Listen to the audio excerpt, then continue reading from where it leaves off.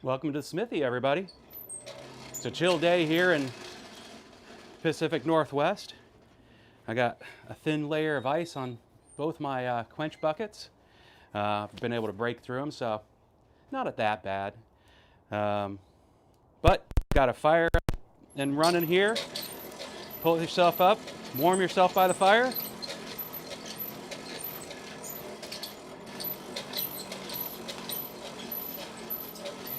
Let's see if we can get some things started here. As usual, I'll be starting with forging a leaf keyring.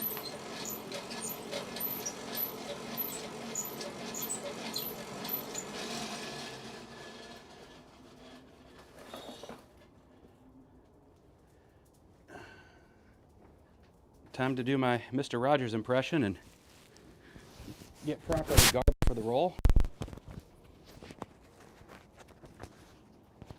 A friend of mine who is a sister of perpetual indulgence made me realize one day that we're all in drag.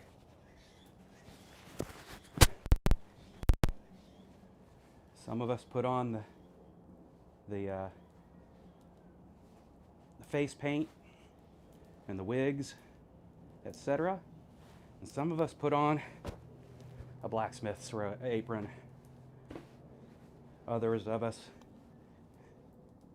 garb in hoodie and shorts, something you see all the time here in the Pacific Northwest, while others will pierce themselves and put on, grunge or emo style. Doesn't matter. We're all people.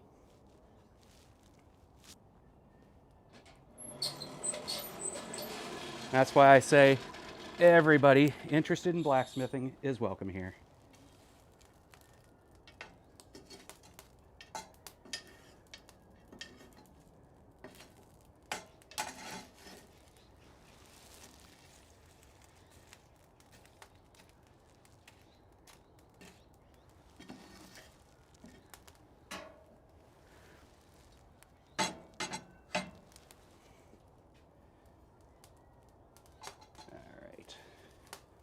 A little less in the fire. Had it a little too deep there.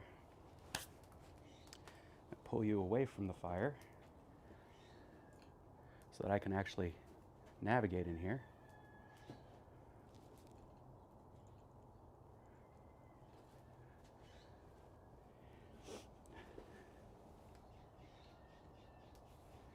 Let's see. Is that a good position? Seems pretty good.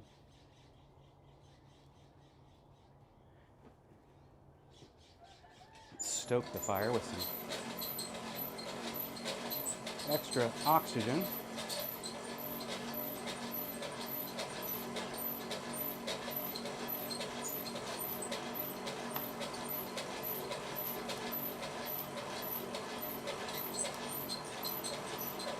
There we go. Get that whole blast furnace effect going on.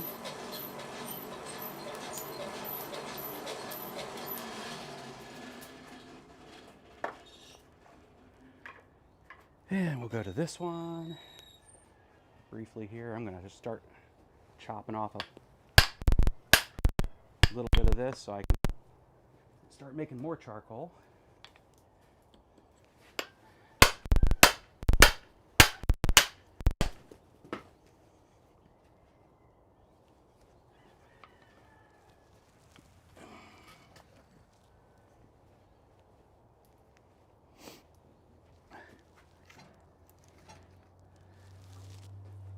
I'm going to have it sticking out there just because I know how deep my fire is, which is not very deep yet.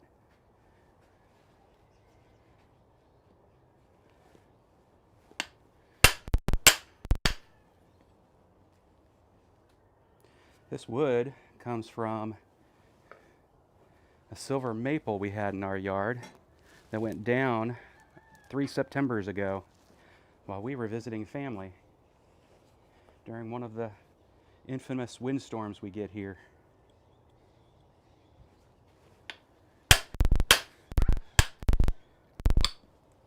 It's just been sitting, drying out, sometimes getting wet, obviously, but mostly drying out. See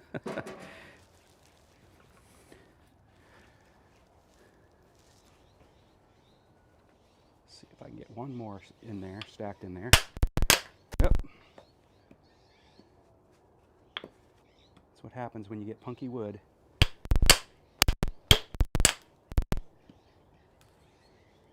That's the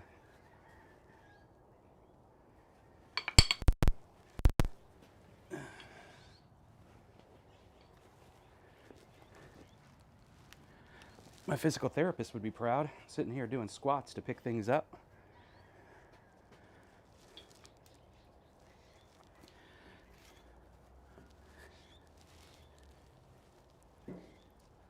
All right. That'll be good enough for the moment. I've got a couple of big chunks of charcoal here I need to break up for use here in the near future, because they're way too big to be effective in a forge. Perfect for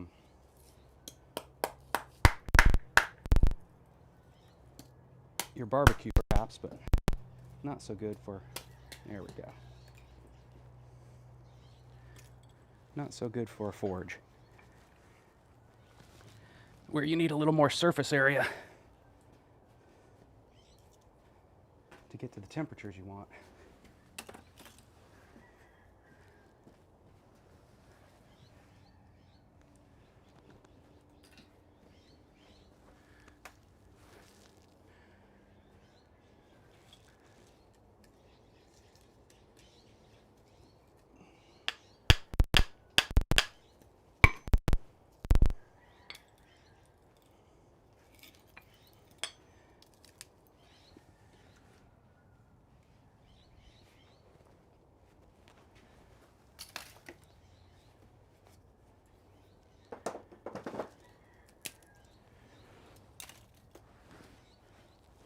All right.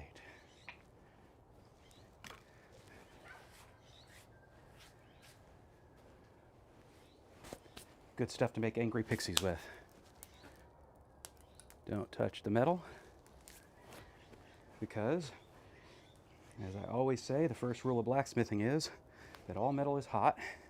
Good news is, this tag on here is made of plastic, which will melt faster than my hand will burn. So, I know that this is not hot, which I didn't expect it to be, but this is new material. After the challenges I had with the 1/4 inch of making a delicate leaf, I realized I probably need to just get myself a little bit thicker material. Asked my wife to keep an eye out for material when it becomes available. Was looking for 5/8, but we didn't come across that. But we did come out with 3/8, which is bigger than a 1/4. So we will, in case math is hard on you, a 1/4 is the same as 2/8. This is 3/8, therefore bigger.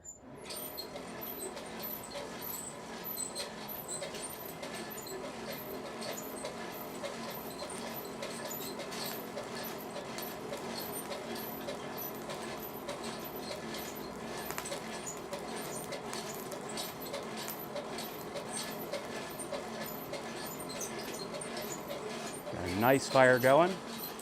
You'll see I move things around a little bit. Camera angles should be about the same. That's the goal. Always have similar camera angles. I'm getting my next, I'm going to probably do a test live stream sometime during the week, maybe even tomorrow, to practice both streaming and recording the 3 individual camera feeds. And that way I can utilize them without the branding, which it's not real branding. It's just, you know, a theme that I found out there on the web. It's free, but I put my name and contacts in there for you to be able to follow me easier. you know, but I'll take that stuff off so that I can, you know, I'll not have that, I should say, when I'm recording these 3 different cameras, so that I can then create shorter content that compiles the work of what goes on during the 2 hours I spend with you all.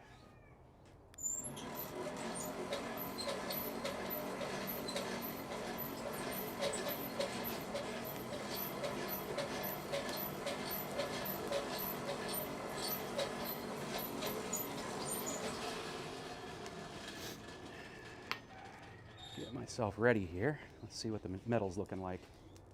Oh yeah, we're ready to rock and roll. So let's go ahead and switch camera views. To that one.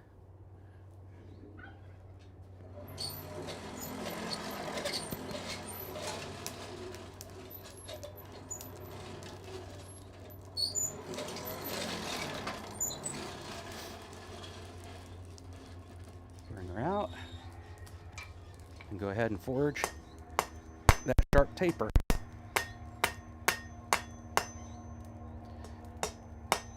Two-sided taper.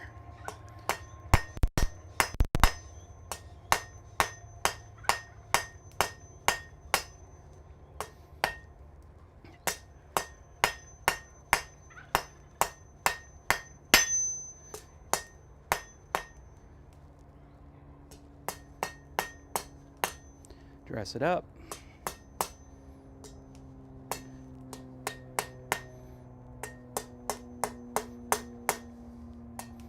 Just to make it look smart. And again, doing that in the black's no big deal.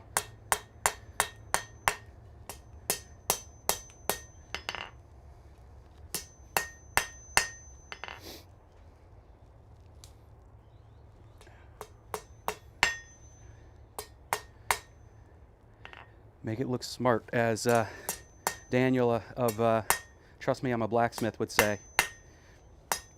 You can see, that gives me a much bigger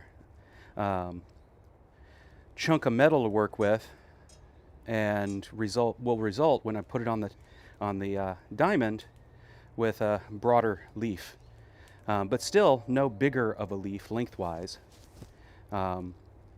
But because I was able to put that taper into more material, it's a stronger bit of metal at this point. It shouldn't weaken up as easily as when I had it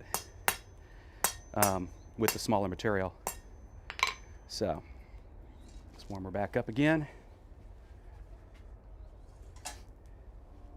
I've only got this set to a 2 at this point.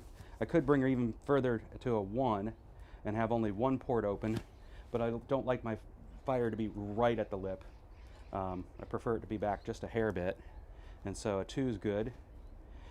And we'll get this heated up, move on to the set downs I need.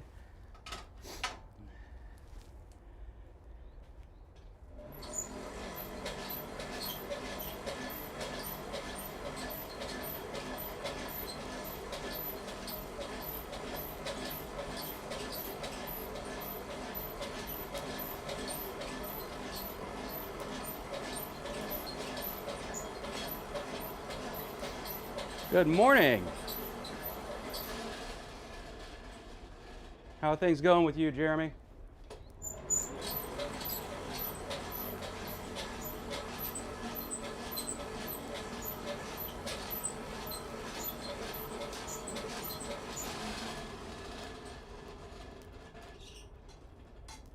You know what's funny is I got approached by somebody, a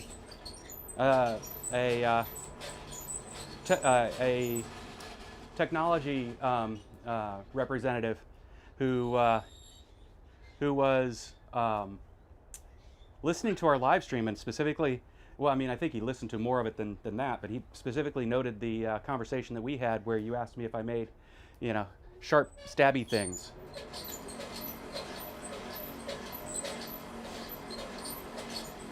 So now you're internet famous. You got one other person you don't know who actually knows your conversation.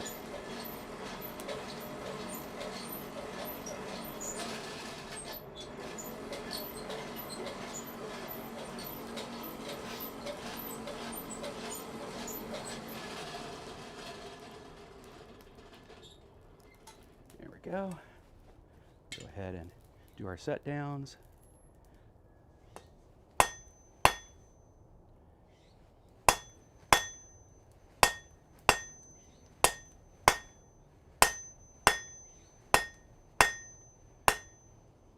Come over here. Transition that set down.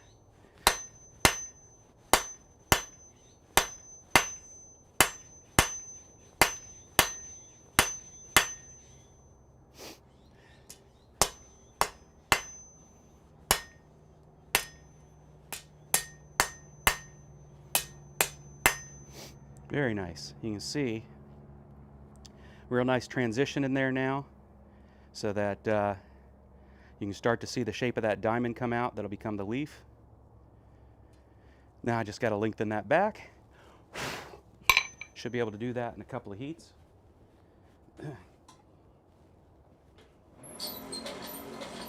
I'll probably still end up thinning that down a little bit, just so I can have that more delicate key ring. But that gets it started and leaves me plenty of metal to work with. I got it too thin last time, which is very easy to do when you're starting with a very thin material.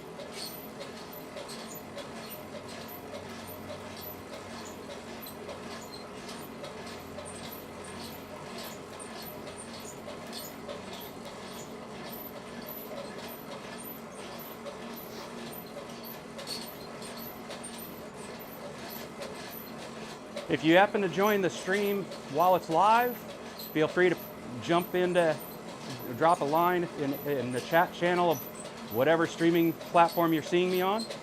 Just always nice to see people say hello. And if you're catching me after the stream, drop me a note. It's always nice to have that bit of engagement with the community out there. Find out why you, just tell me why you're here. What is it about what you see me doing that's got you coming to my channel? Tell me what I need to do more of, what I need to do less of. You know, if I need to just shut up and forge, let me know that. Of course, remember, you can always hit mute.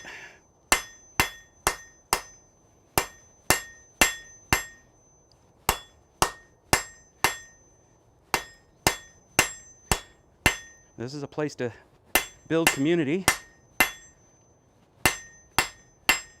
Cross the streams a little bit, knowing that the one commonality is there's something about this channel you all enjoy, probably having to do with blacksmithing, and seeing some complete neophyte do it, because maybe that's where you're at too.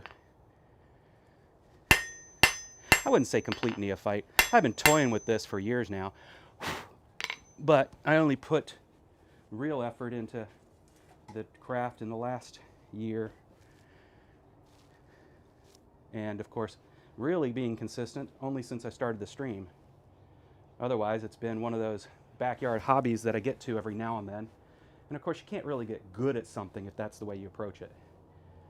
So, I don't want to get great at it, although that might be fun. Maybe decorate my property with various things I've made.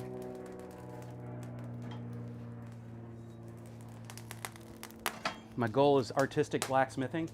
You can see that. You see it more places than you probably realize.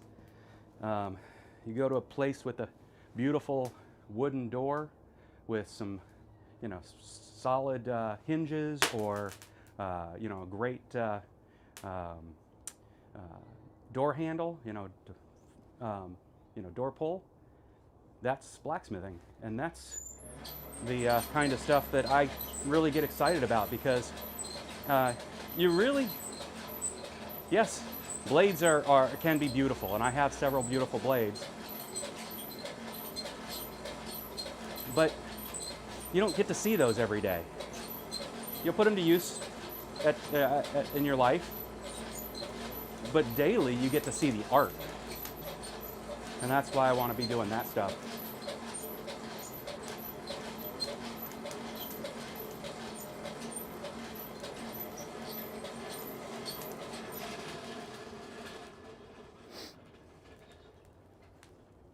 we go. It's not as thin as the other stuff, but it still heats up pretty quick.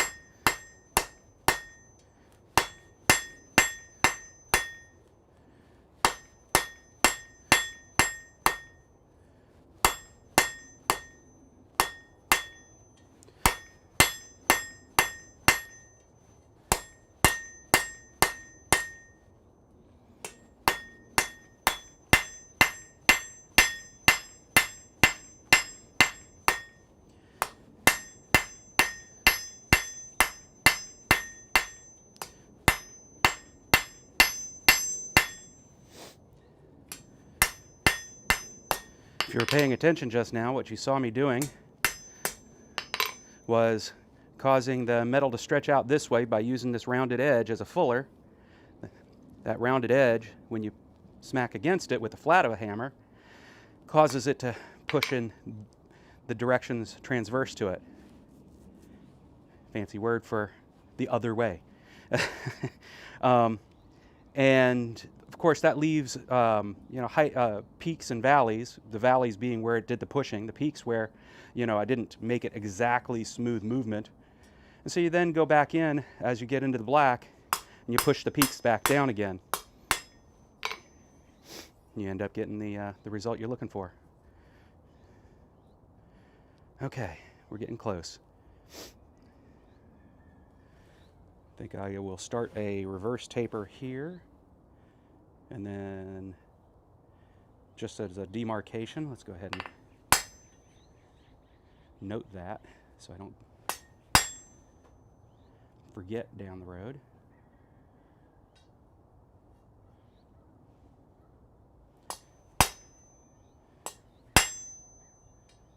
There we go.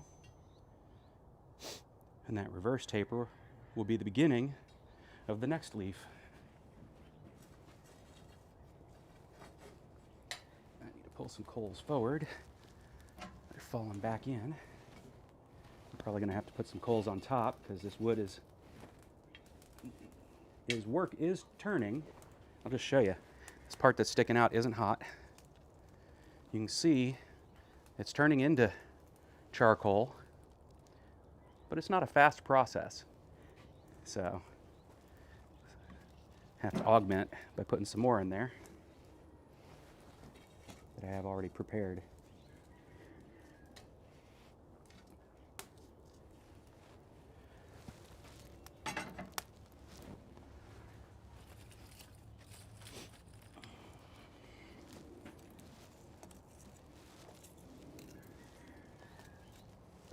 Go.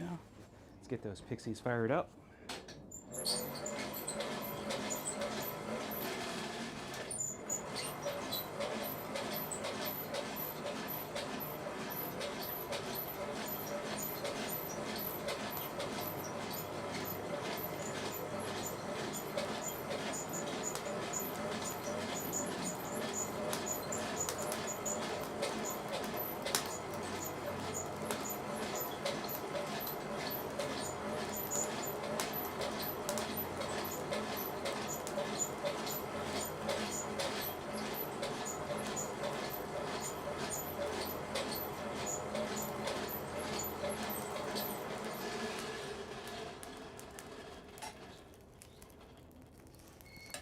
Let's get this a little lower.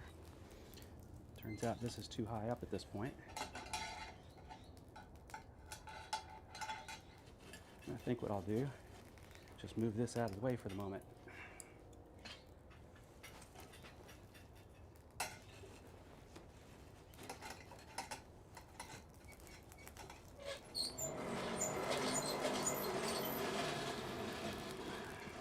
Tell this piece of charcoal it's not allowed to be out of the fire. Get back in there.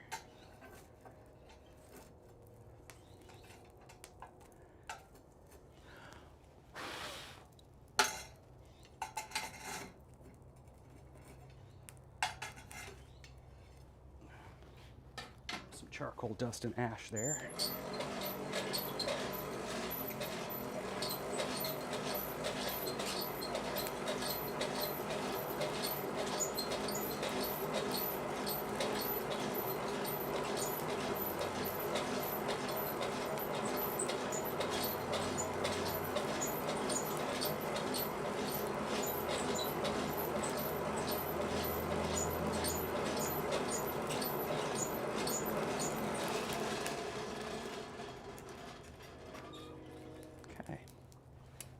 go.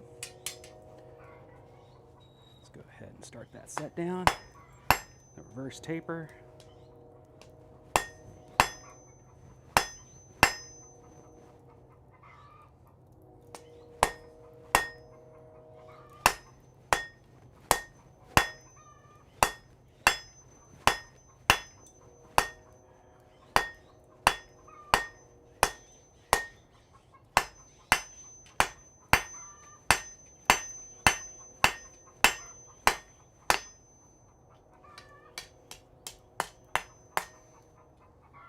And you can see there's the reverse taper to go back into them.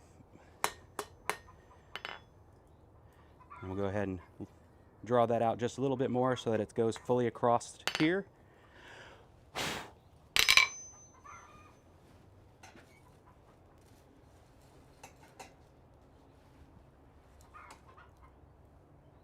Sounds like one of my chickens is laying an egg. Or just finished laying an egg. I don't know if you can hear that on my mic or not. Can you hear that on my mic, Jeremy? Can you hear the noise of the outside world? The birds and the chickens.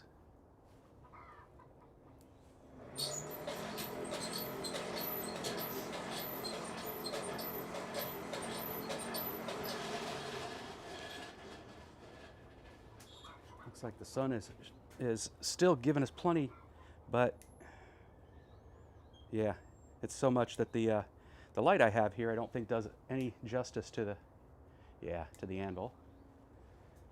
Let's see if turning this light on does anything. It does a little bit.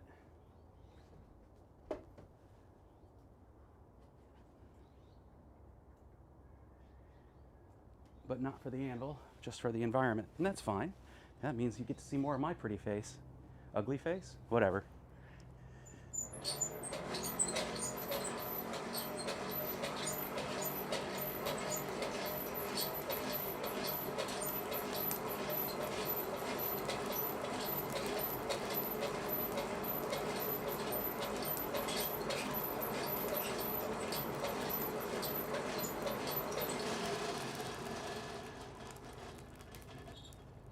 Good. All right.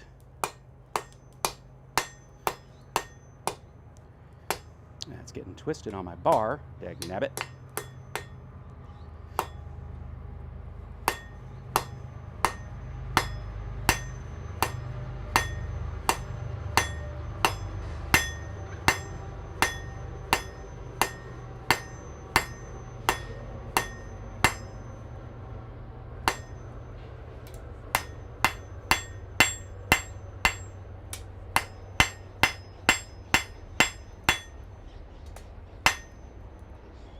That's got it all the way across. It's not nearly as delicate as it was before, so I might actually lengthen it out some more. I also need to round it up, turn it into something that looks more stem-like. Or I can consider it good enough, turn it into a stem and wrap it around, but nah, I think I really would like the stem to be a little more delicate than that before I go ahead and turn that into a leaf. We'll make it a little longer. That'd give me something to wrap around and make something pretty. Get some coal moving where I want it to, because that ain't it. Okay.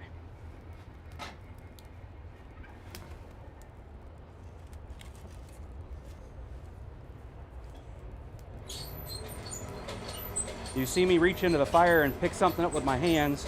Don't try this at home. It's probably an indication that I'm either foolish or I've been doing this, playing with fire, that is, a long time, mostly on fire pits and such. But I think even those who do that, every now and then draw those fingers back real fast and stick them in their mouth because they made a mistake. But it just so happens I know where the fire is in this situation. and where it isn't.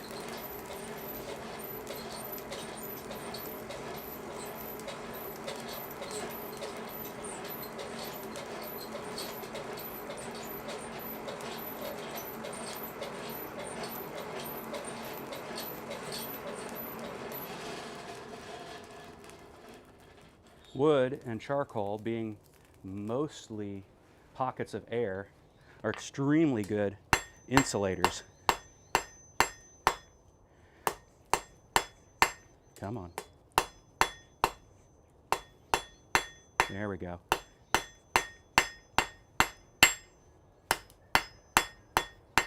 That's more like it.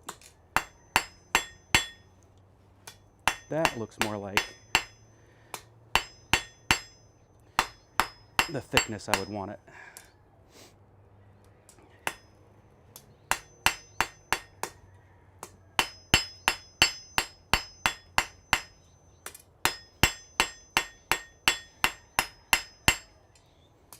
You can see it's getting really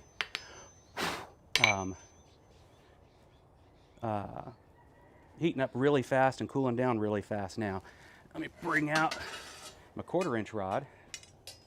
You can see when I was working with just 1/4-inch, that's very close to where I've got the stem at the moment. Obviously I had it a little bit thinner than that, but as a result it made it so it was very easy for me to snap that off right at the base of the leaf. So now I'm at a much better place. This is a much better size material for this project. The folks I've seen do it online typically do 1/2 inch or even 5/8 inch. But this looks like it should do just fine.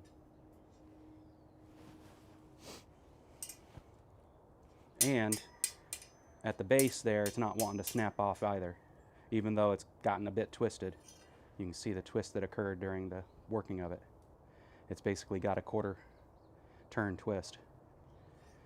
That's okay because I plan on doing a lot more than just a 1/4 turn twist in the long run. All right. It is time to round up the stem.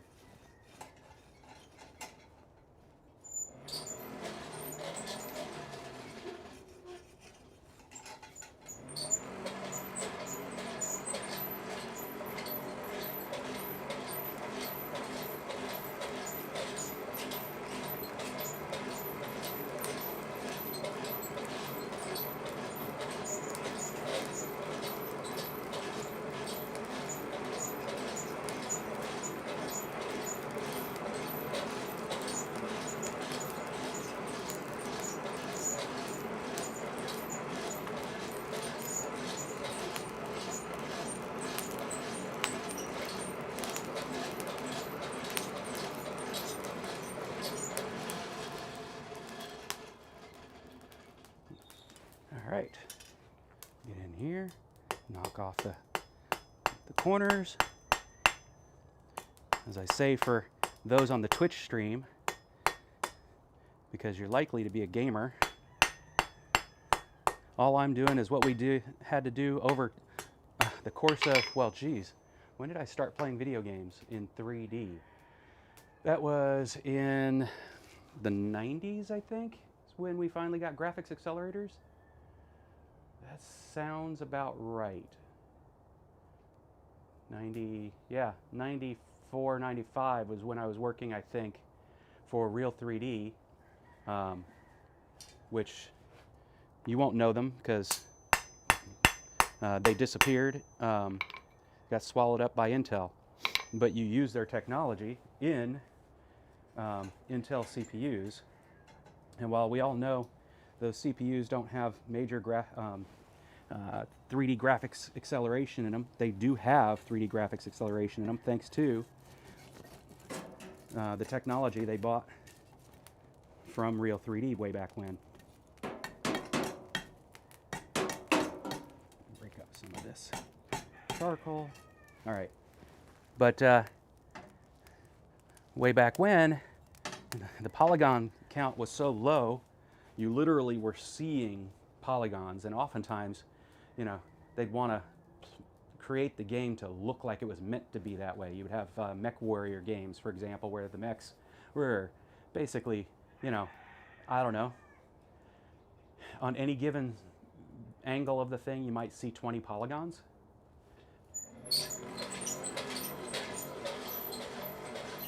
But over the course of time, we get more and more polygons, and then you get things that look, instead of looking sort of roundish, look round, look smoothly rounded. And yet they're still made with polygons. And how is that possible? More polygons. That's all I'm doing with this, is I'm taking what was square and turning it into octagon.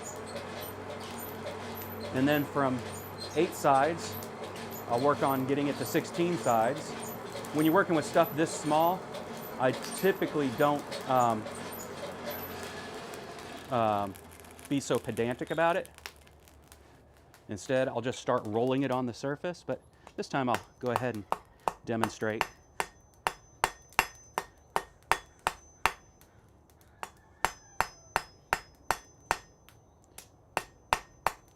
And basically, if I see a high point, I go in and turn it into more of a flat spot. But it's also why you don't see me wailing on this at this point, because I need those flat spots to get shallower and shallower to make look like it's a smooth,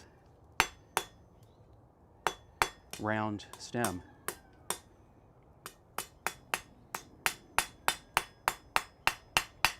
And now into the black, I'll start doing the rolling mechanism.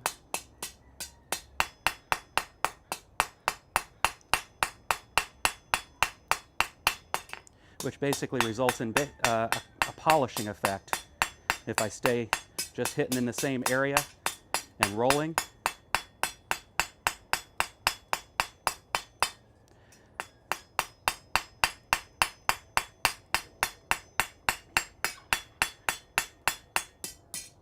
my hammer's face is such that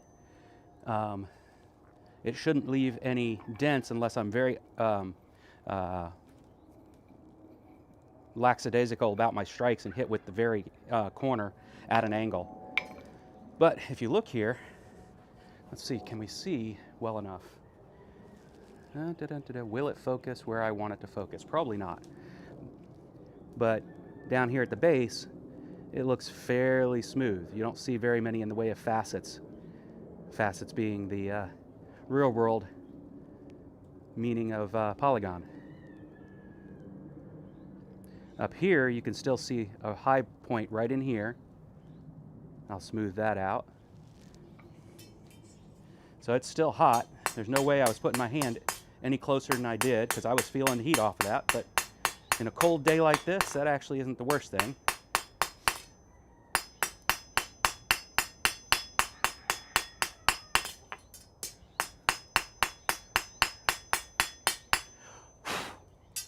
Having the forge scale there doesn't help anything, because that forge scale is actually pretty hard stuff and can push itself into the metal. But being that this is an organic looking thing, it doesn't have to be perfect. I'm not shooting for perfect, but I am shooting for nice.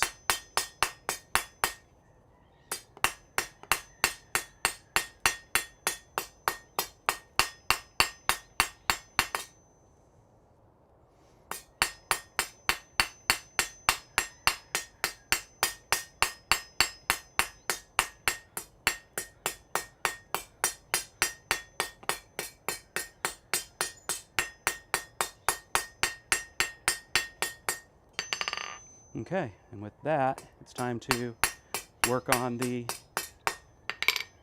forming of the leaf itself.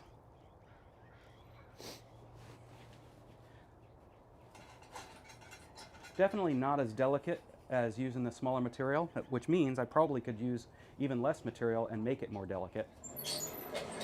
That'll be next week's challenge for myself.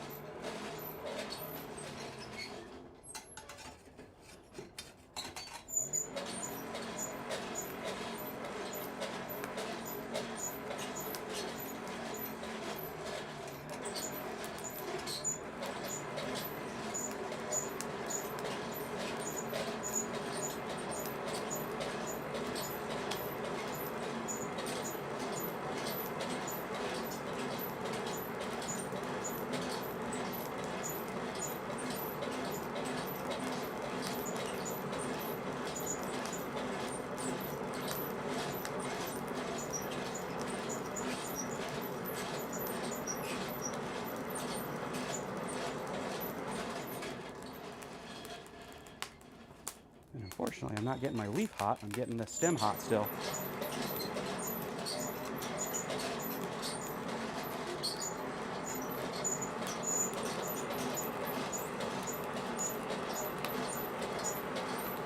Got a nice hot fire going today.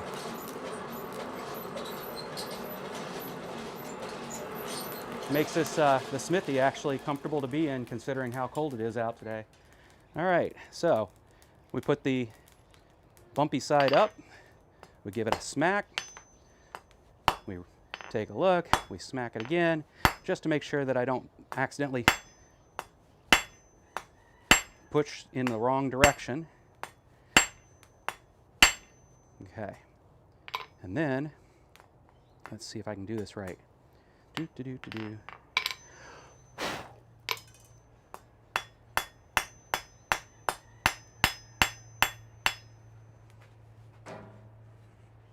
Actually, let me come over here.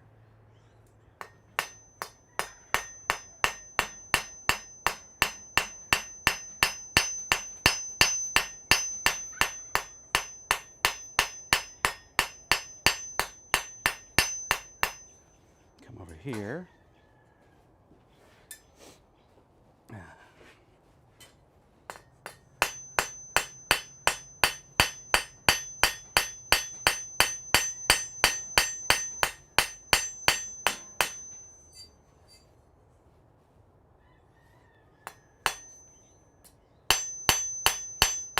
By doing it like that, having watched a couple other smiths doing it like that, I'm resulting in a small little rise in the center that makes it look more leaf-like. And you can see that this leaf isn't quite as thin as my other leaves were. And this is more common of what I've seen smiths out there making, is a leaf more like this one.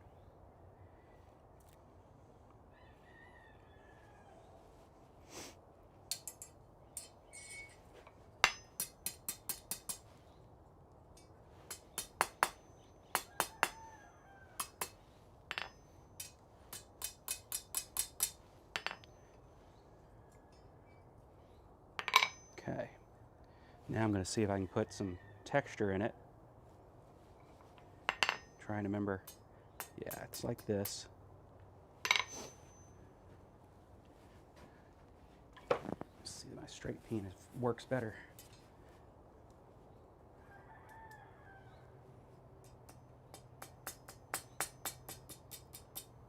Might be better to use my straight peen, but let me just see. I can also use the edge of my hammer as a straight peen. Let's try that.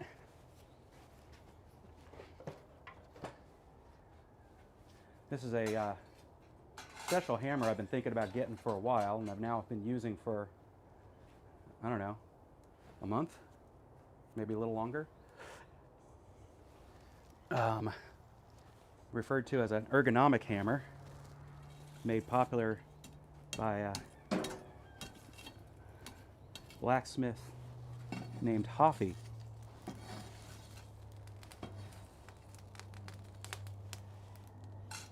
H-O-F-I, if you want to go look that up.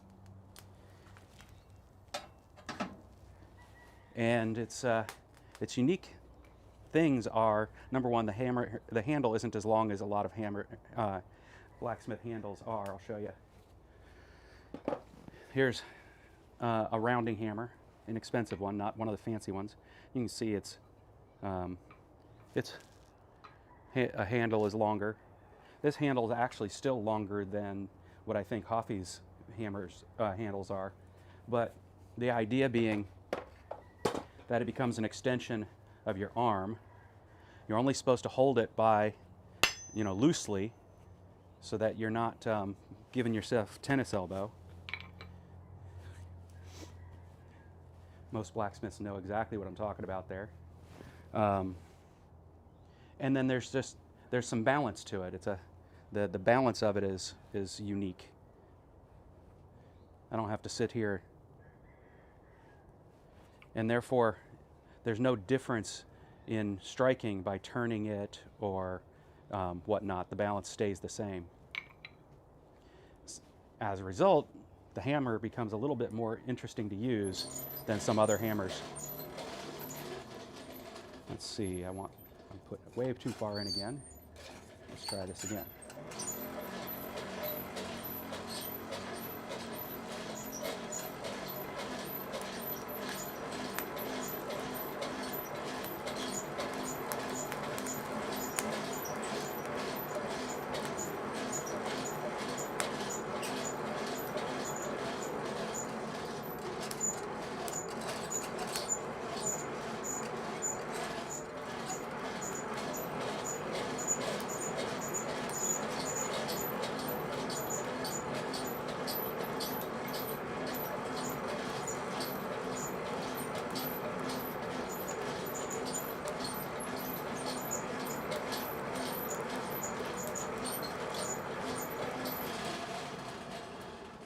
Okay, now let's see if I can not hit in places I don't want things.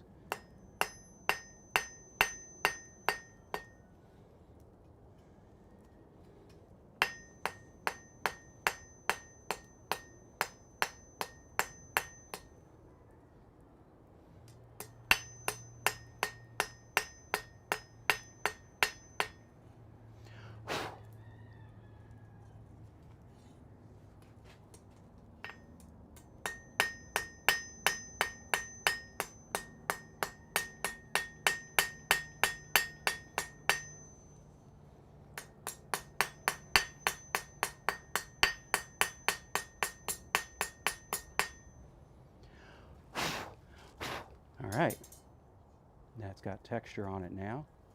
I gotta do some cleanup.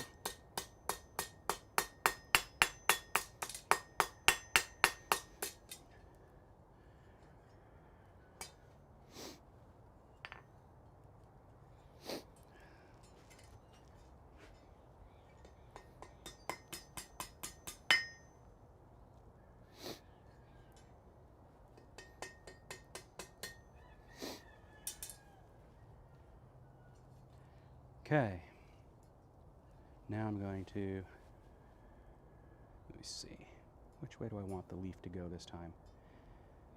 I think I'm going to roll it this way.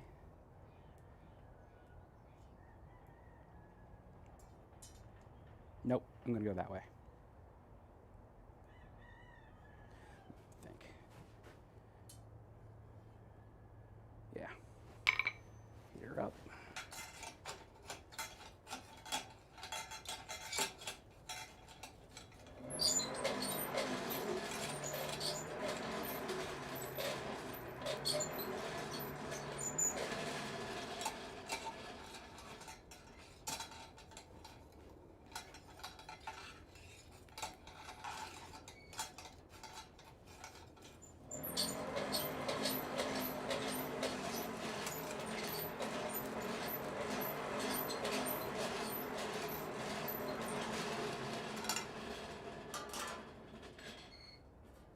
Probably not the best place to put it. Let's see.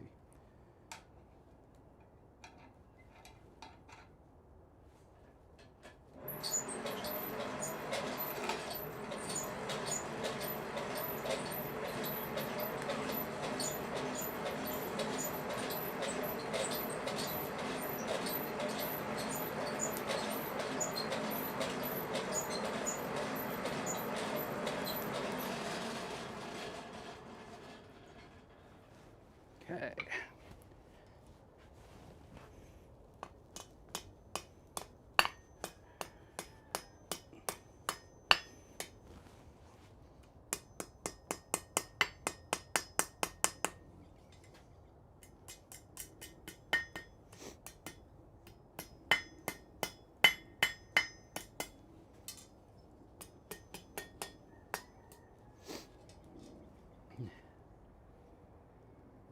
Give it a little motion, like it's been dealing with some wind. And there, we got it.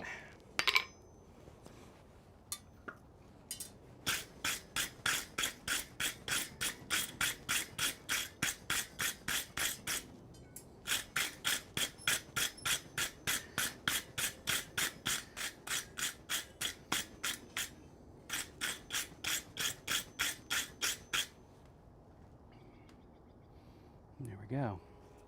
All right. Now to work on this back end.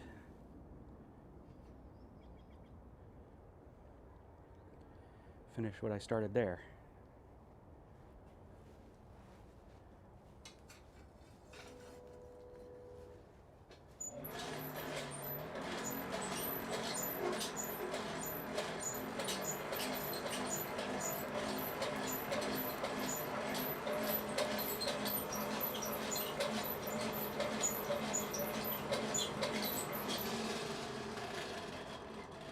Yep, now that's starting to get warm. Let's go ahead and grab a pair of tongs.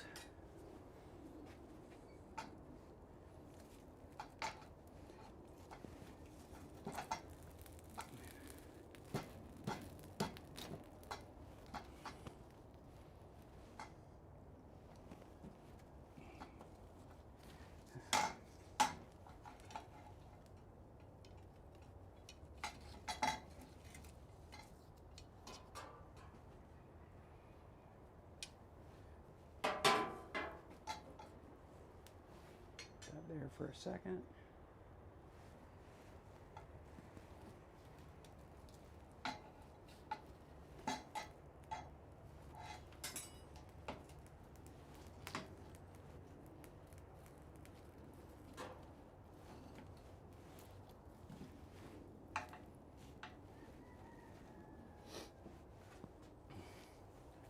And the ice on the top of the bucket is almost all thawed. So it's going to be a nice day. Not too cold. All right.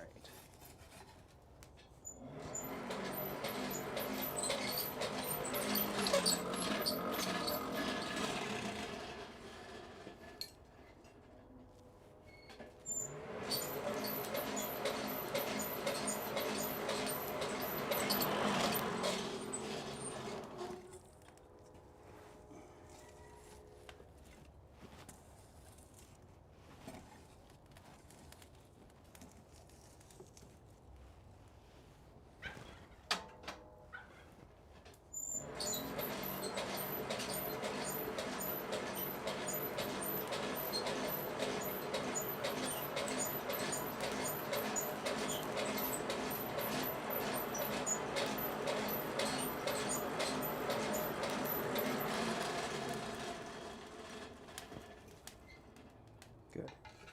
I am getting hot the right part.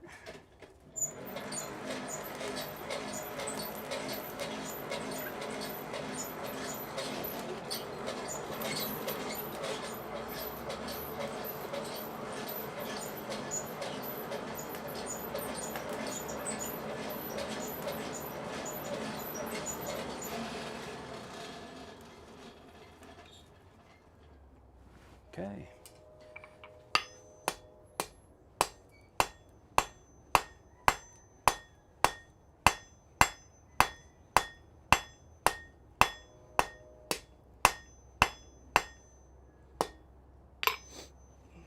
Now let's see if I can pull off what I saw Alec do, which is grab it, start rolling it.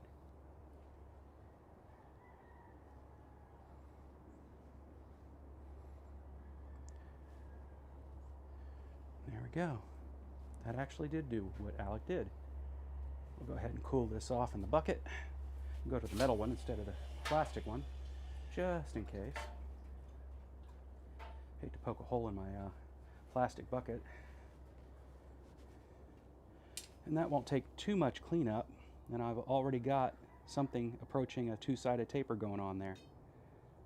Might have to just clean off tiny little rag at the end. So good, good, good. Set that there.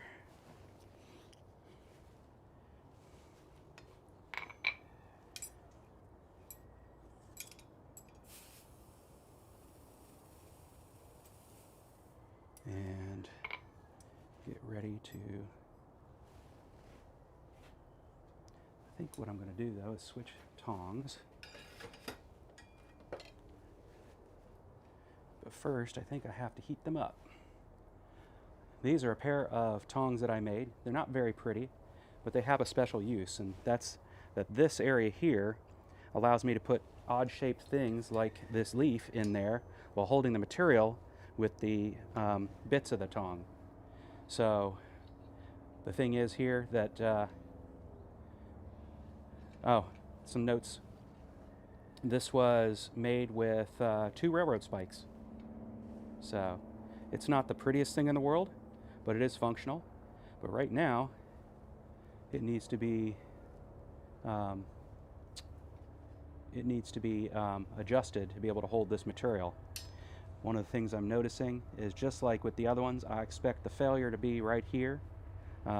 There's appears to be some cracks in there, so I expect that's going to split off, not in the too distant future. It goes to show that it's very easy to mess up with railroad spikes as your material, especially when you do it the way I've been doing it, which is to forge in the head, because you create cold shuts in there, and then as you're working to turn it into what you're looking to make it into, those cold shuts become cracks. So I expect these will fail in the near future too. But in the meantime, let's go ahead and get them into the fire so that I can actually adjust them. Get them closed up a little bit where I need them closed up.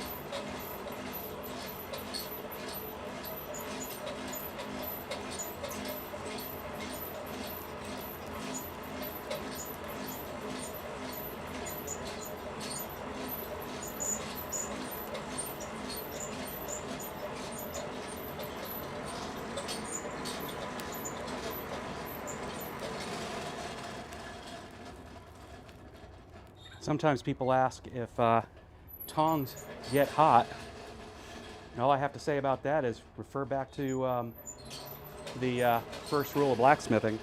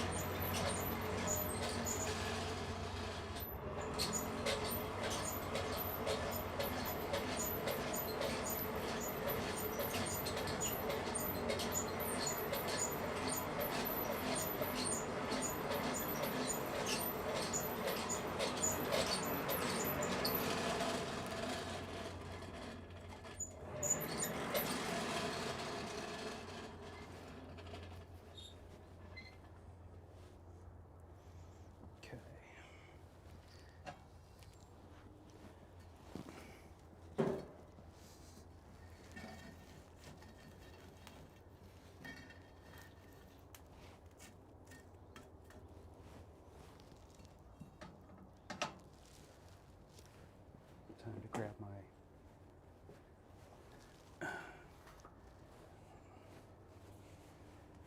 welding glove here and lengthen the tweer a little bit.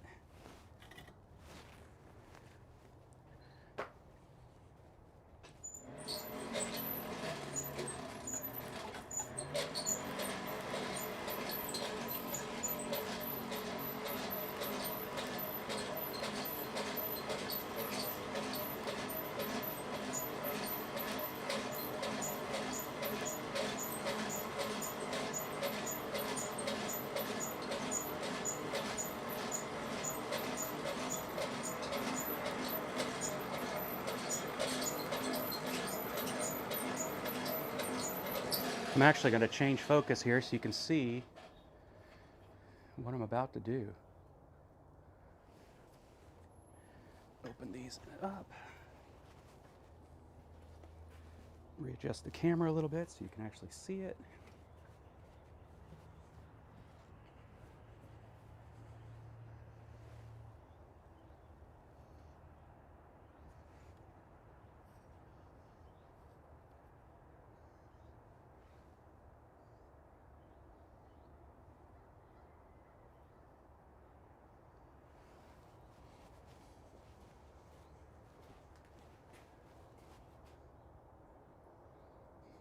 You get to see my my power source situation. Let me turn on some power here because I think I forgot to turn on power. My GoPro was going to go out here soon if I didn't do that. I've had it happen too many times now and I still don't learn from my lesson. Almost ready.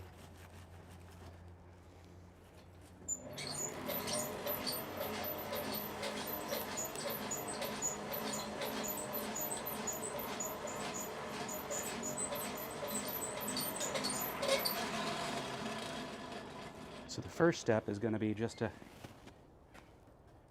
use the vise to bring these jaws closer together.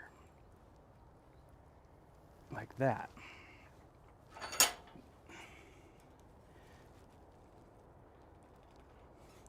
There we go.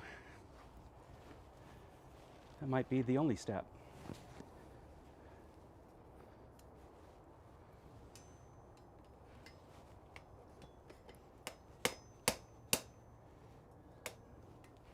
Make it nice and even. Yep, that looks good. Now I'm going to quench it.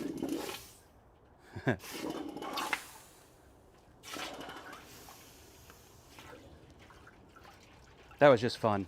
I could have just left it in there and let it quench, but that was just fun. We're not seeing steam anymore. We're pretty sure that it's, and we even have ice just sitting on there, so it's actually warmer up by my hand than it is down there. All right, now that that's done, we can go over here. I'll bring you back over so you can see it happening.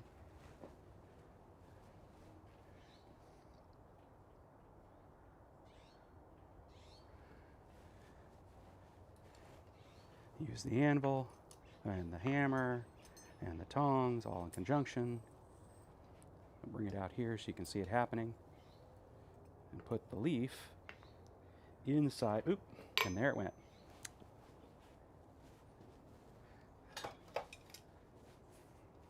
So we'll go ahead and grab the other tongs.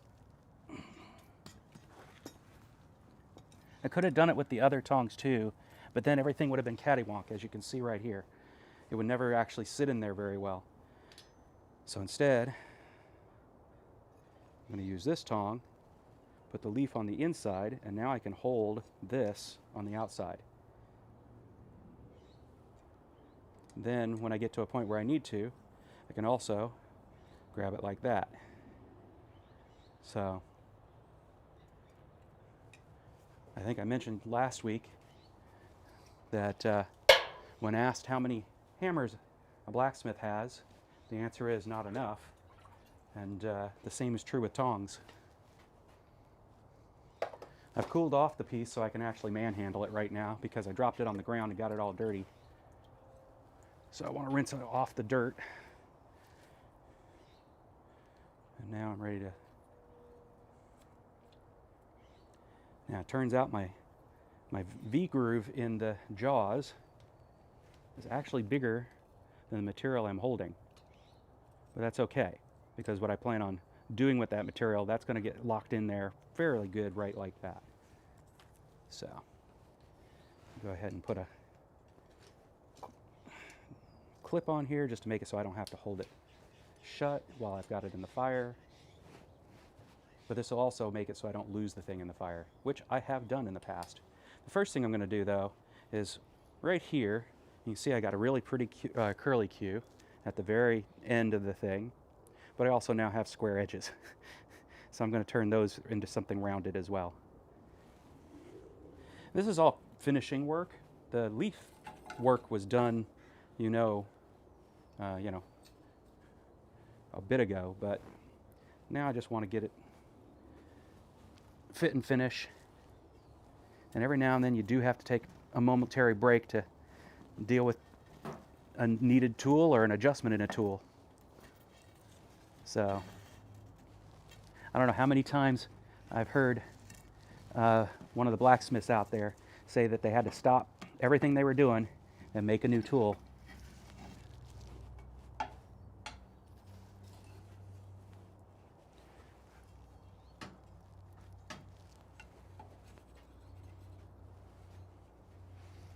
And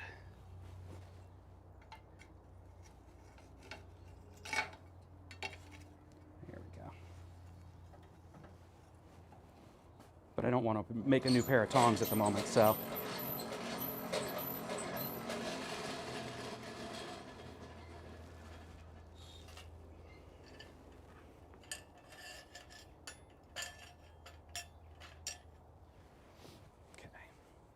we'll move the camera again.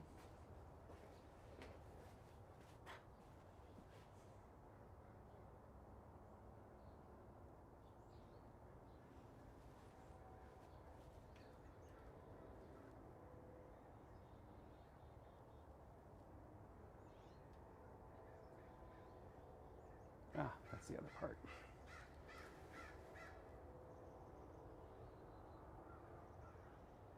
There we go. It's like there's something I'm doing wrong here.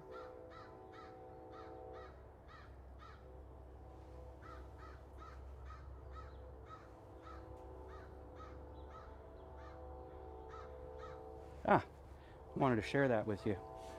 If you look in the corner there, directly in where the camera is pointing, and I'll pull you over there in a minute. But safety first, my boots came untied. Safety second. Let's see. Is it where it can be seen? No. We'll switch you to where you can see me. So, my wife found this when she was up in Snohomish. I think I've talked about bellows before on this channel. I even mentioned this one. But this is a single chamber bellow. And why is it single chambered? Because it only has a hole on one side, not on the other. What is that? And a single area that the air can get drawn into and then push out here. However, this one is not operational at the moment. And that's for a simple reason. And that is it doesn't have the necessary flap on the inside. I believe it's just dry rotted. Yep. I feel the mounts in there where it should be, but it's not.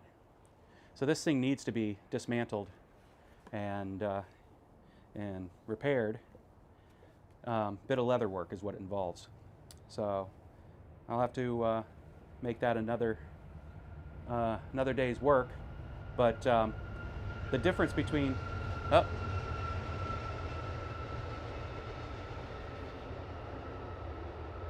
we'll try not to compete with the light rail that just went by. The difference between the single chambers and a double chambers is with a double chambers bellows, you actually have two areas that fill with air and move. So as one is filling with air, the other one is pushing out air. In this case, and then of course vice versa. In this case, there's only one place, so that therefore you end up having a just like lungs. With double chambers bellows, every time you're pushing air, you're also pulling air. So really good mechanism for having fairly constant air supply into a forge. It's why they were so commonly used. They basically give you the same benefit that this rotary bellows does, but an extremely simple apparatus. There's the only the moving parts is managed just simply by having leather flaps and a good seal, beeswax or something in there to seal that the leather against the wood. Very simple mechanism, whereas a rotary bellows has basically a bunch of paddles that push air. They have a place they can draw air on the side, and then there's only one place it can go, and that's out the tweer. That's this part here I was mentioning. Now, mind you, we don't want to have such a short tweer with our fire. We want to have a nice long one, but you know, the area that the air comes out, that's the tweer. So, hang this back up over here, and a future project will be to dismantle it, fix it, put it back into use. Although I don't know what use I'll put it towards. That one is most commonly used in fireplaces, especially the big fireplaces, where you need to, you know, you want to get your fire started and moving in the right direction so that you're, you know, you get your the smoke going out and up the chimney. So you would use one of those to supply the air, so you don't get a downdraft pushing smoke back into the building. Instead, it'll push the air.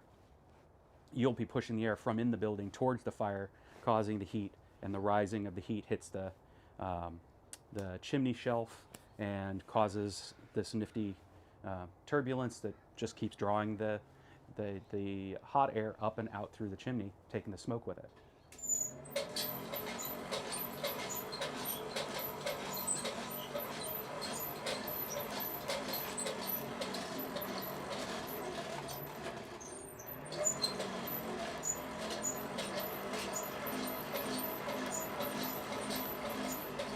Lots of angry pixies, which means it'll create all the fire I need it to as long as it's got fuel.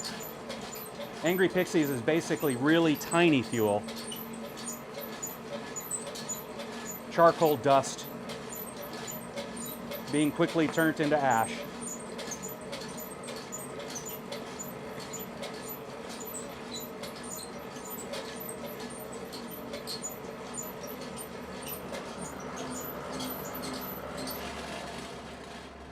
All right, that little curly Q is pleasantly hot. Let's go ahead and knock off those corners.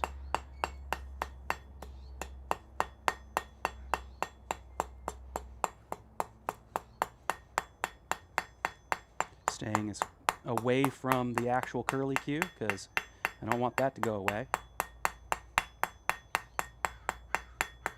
Into the black so I can actually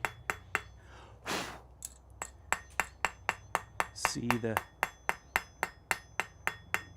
high spots and give them a little tap. Tappity tap tap.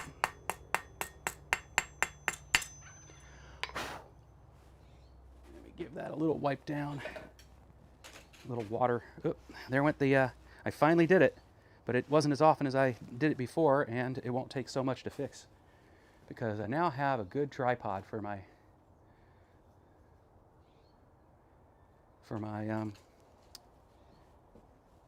camera, so you can enjoy some time again near the fire. There we go. All right, that's cleaned up nicely. Let me just bring you into the anvil again so you can see it. That's cleaned up nicely. It doesn't have as much of a high spot. Now it's time to curl it all over. Turn it into that. And this time, I'm going to try it the way I saw Alec do it, which is curl it towards the leaf. So I think the first thing to do is to curl that away from the leaf, and then curl it towards the leaf. See how that looks. It may not look good. We'll see. I may have twisted it off in the wrong direction too. Since it's not the way I've been doing it, it's a new experiment. Oop.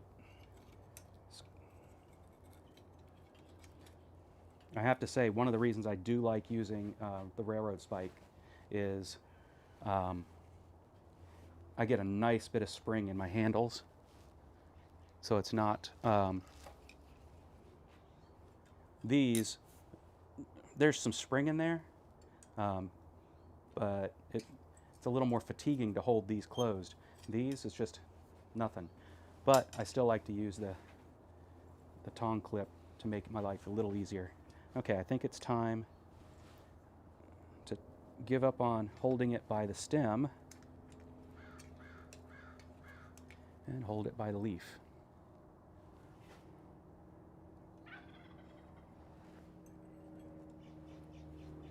Okay.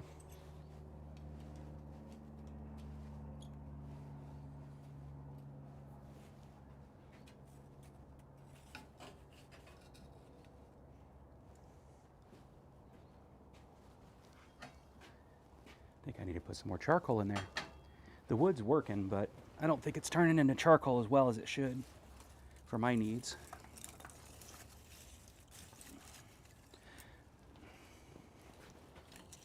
It's clearly doing something because I haven't gone through a lot of charcoal today.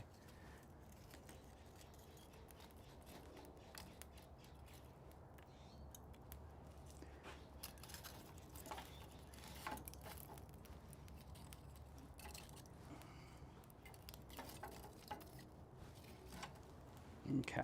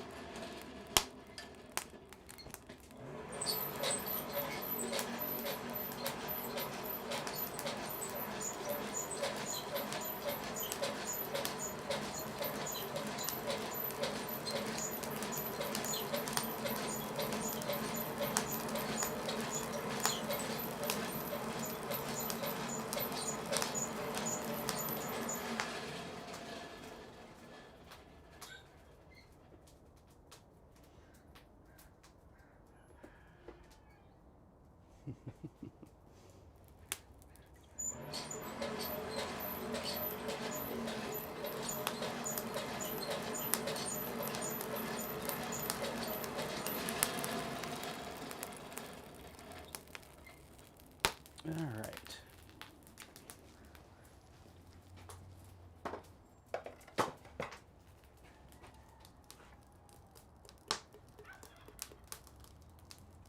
Okay.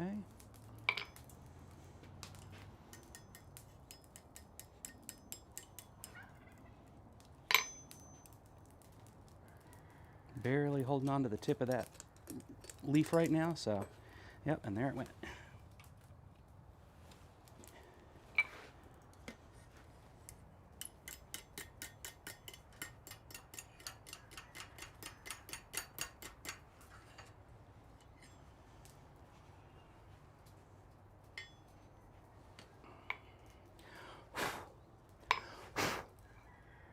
Go ahead and warm that up again.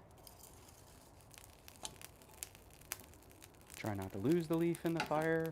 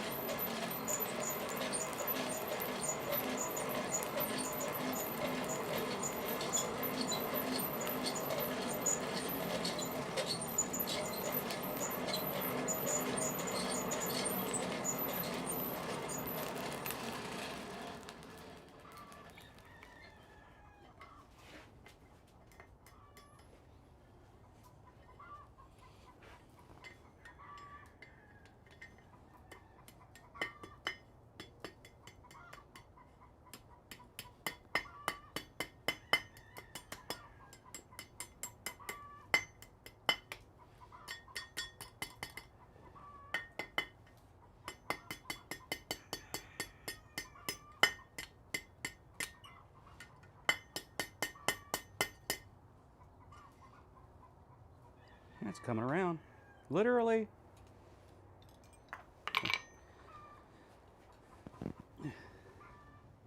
as Joey Vandersteeg would say. It's now drop forged. For those who don't know what that is, I do now. It just basically means that you've got a big old press that makes the shape of the thing, not doing what we're doing here, which is hand forging. So you ever see your tools and it talks about being drop forged? I mean, I guess that's okay. Back in the olden days, people didn't know what that meant. Or they thought, oh, cool, new mass production. Let's get in on that. Today, it's just what we do. It's nothing special about drop forging. It is just the way things are.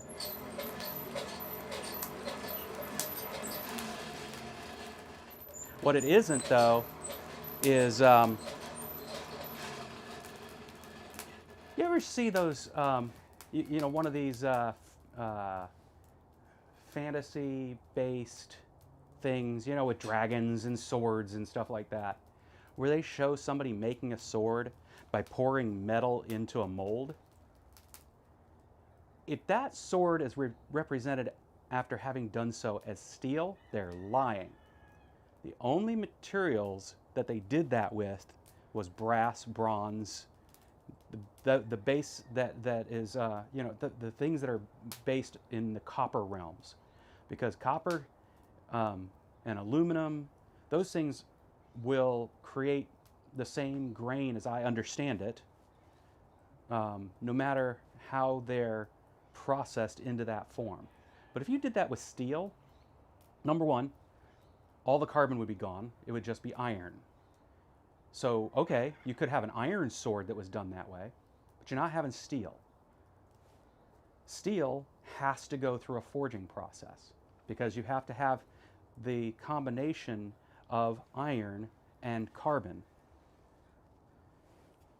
So you're not getting a steel, Valerian or otherwise, out of anything, pouring metal into a form, and then, whoa, you got a sword. Drop forged is where they get that piece of metal really hot, not liquid hot, but really hot, much like what I'm doing here, maybe hotter. Set it into a form like you would pour metal, or set it on top of a form, and then there's another half of the form above it that smashes down onto the thing and presses the shape into the unshapen metal. Now, typically that metal is shaped to fit into the form just right, so it's not wasting too much metal. But when you're done, there's flashing, which is why everything you've ever seen that says drop forged, along its edge has a tiny little ridge that has been either cleaned to be flat, which is great, or might even still have that tiny lip that your fingernail can get caught on. That is an indication of drop forging. That is not something you would see in a hand-forged item.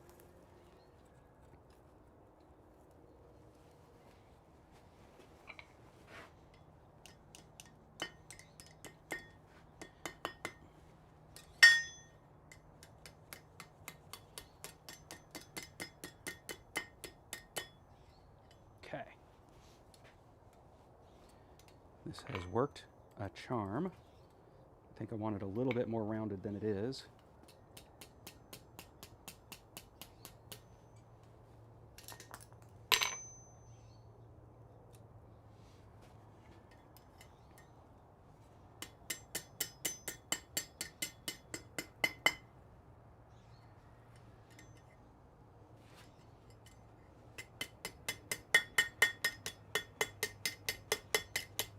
Now, I don't know if you noticed, but I don't use the horn to try and make it a horn-shaped item.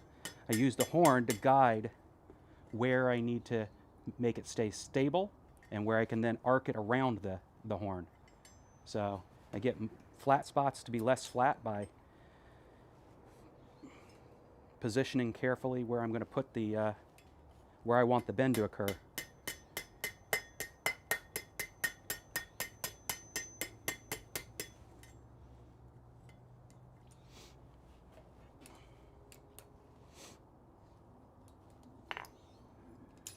So there we go.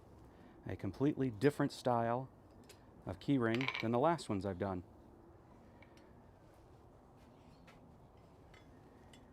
I have to decide if I like that or not. It indicates to me that I've probably made the length of that too long, number one. And then I have to have more practice on getting the tendril to go where I would like it to go. I think we're going to heat it up again. And I'm actually going to get my scrolling tongs out to give the tendril a tweak in the opposite direction. See if I can position it in a way that makes it so it's more photogenic. It's not bad, but let's see. Let's see what I can do.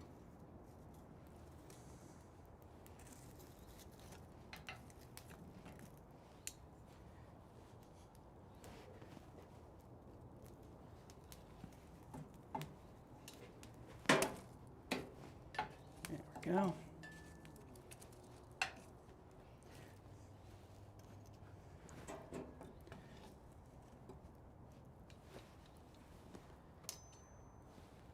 The wood that I fed my fire today was too long. I knew that when I put it in, and I didn't know how it would behave. Now I know. I really need to reserve that wood for when I'm working a longer fire pit, longer forge. But it did actually work. It created charcoal in the middle. I just broke it in half, and that'll turn into charcoal along its whole, along the parts that didn't get turned to charcoal. And of course I've lost my piece in the fire.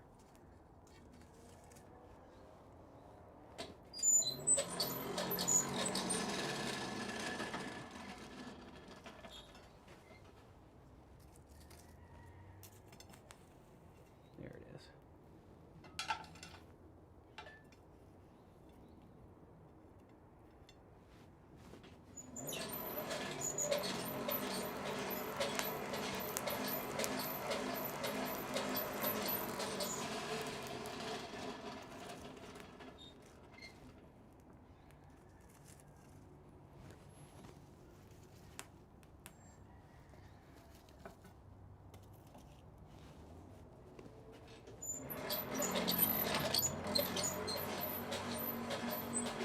Ooh, little smoke in the eyes.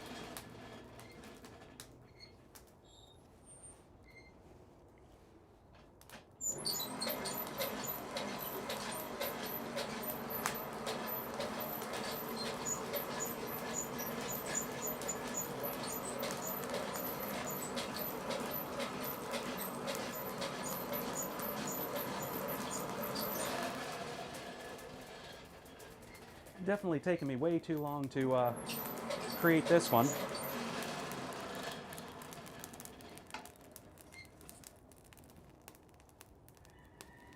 All right, scrolling tongs, in case you've never seen them, are these.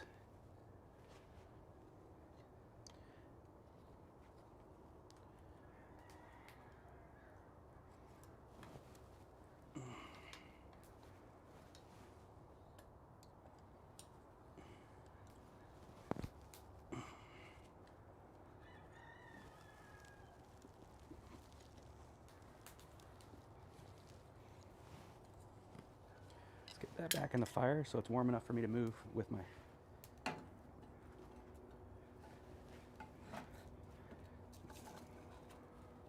grit and determination.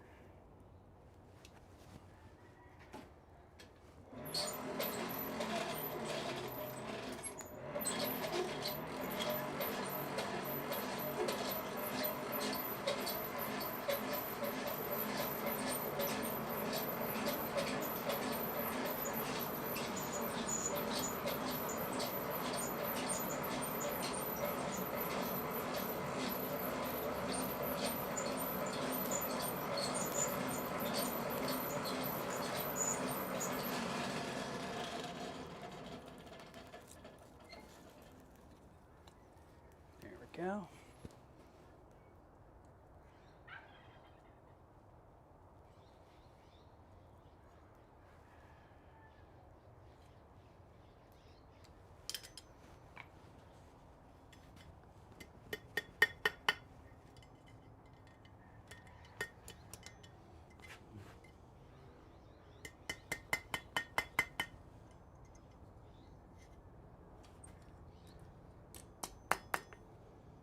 There we go.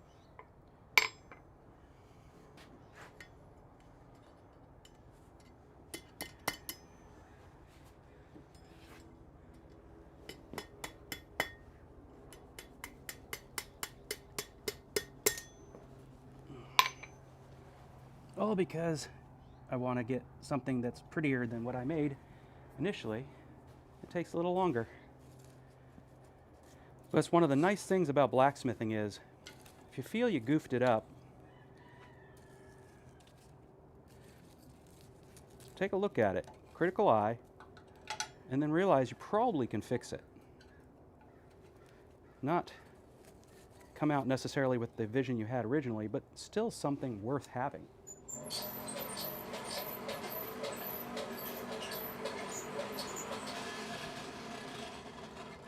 And frankly, no time spent working on something, even if the thing doesn't come out at all, is wasted time.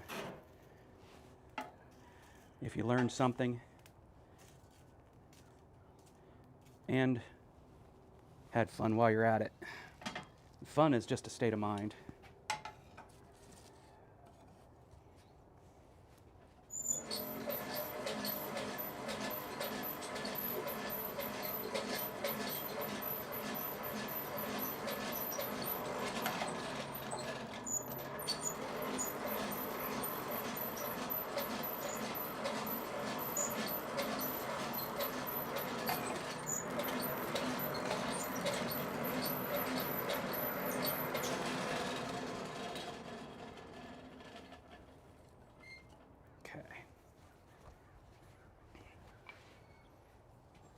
What I'm doing now is just working on getting this tendril someplace nicer than where it is, which is, I'd like to see it all wrap around nice.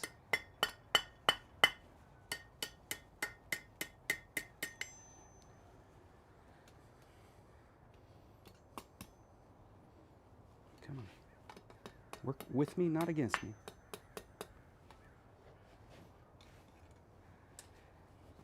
There we go.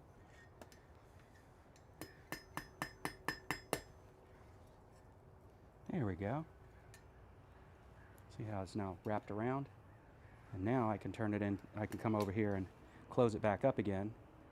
And I think it'll be a tighter loop and it'll just look nicer in the long run. Then we'll give her a wire brush, and I might give it a little extra treatment because I can.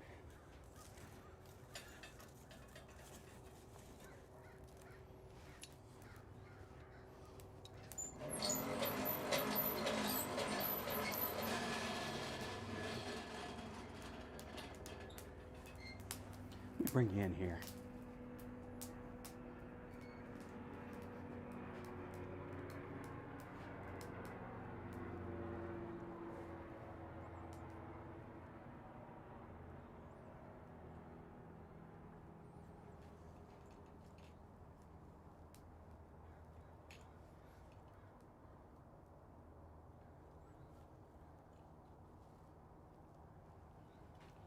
Well, this camera is an interesting direction finder.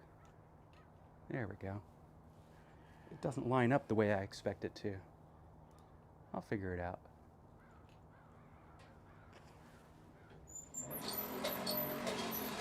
I mean, if you're looking in there, that's where my piece is, right there. It's very hard to see, especially after the coals fall in on it and all that kind of stuff. Let's see if I can get it in a direction that actually serves me rather than the one that it's at. There we go. That's what I need.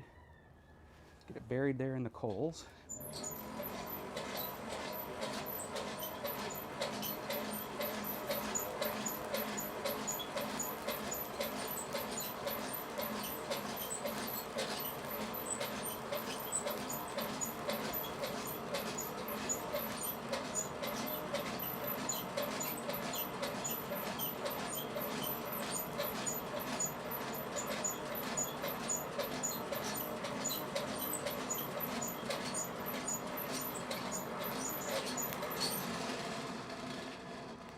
Take a look.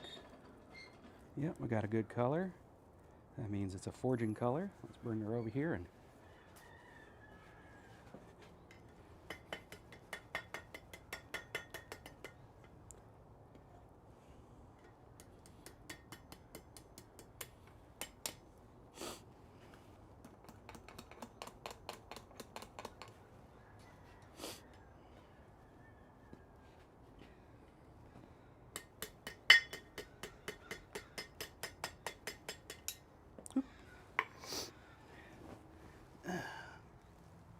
very hard to work with small fiddly bits with these tongs, or any tongs to be honest.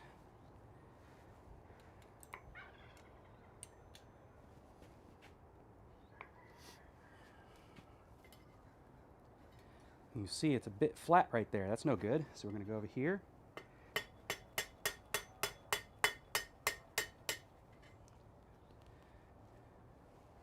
But the thing is, I want this pushed back a bit. So I might need to open it up and curl it all around again. Use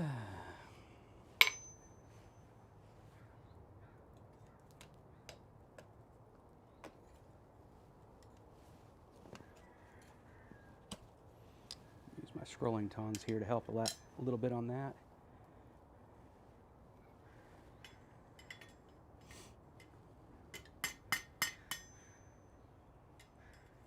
You can open up curves on a horn as well as close them, so I'll show you that.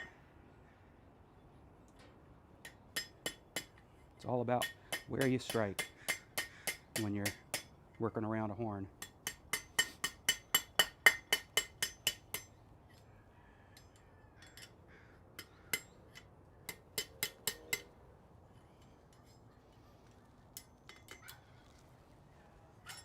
Oop.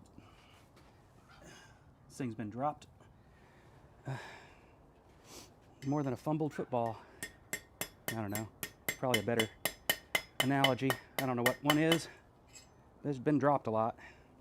Probably dropped more than my kids on their heads, for sure, because that hasn't happened, so. You wouldn't know it by meeting them, maybe, but. All right, you can see it's opened back up again, and less in the way of flat spots. So now I can go ahead and work again to try and get it better, smoother scroll around the horn.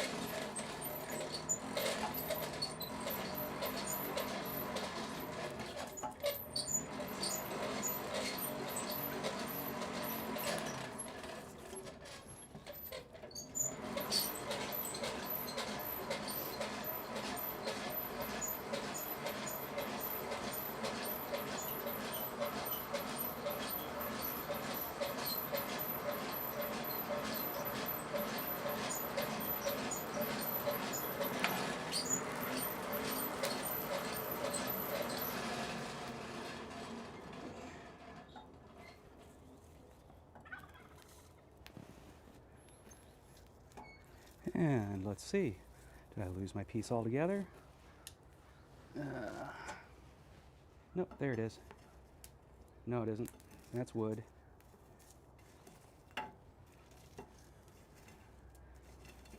There it is. Got pushed back as I was working everything else around it. But I kept the leaf out of it, so no burning up anything. Let's cool off the too much, but yeah, too much. Cooled off the wrong area.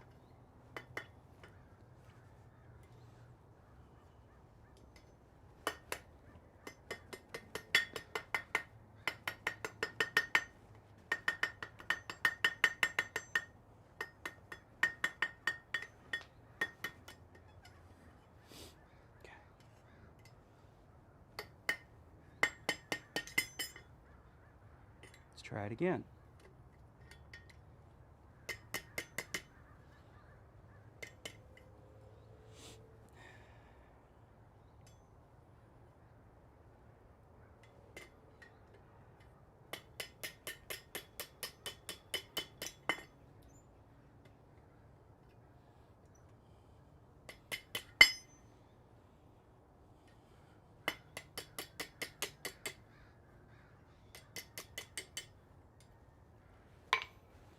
The good news is, because it's a heavier material, I haven't broken anything off yet.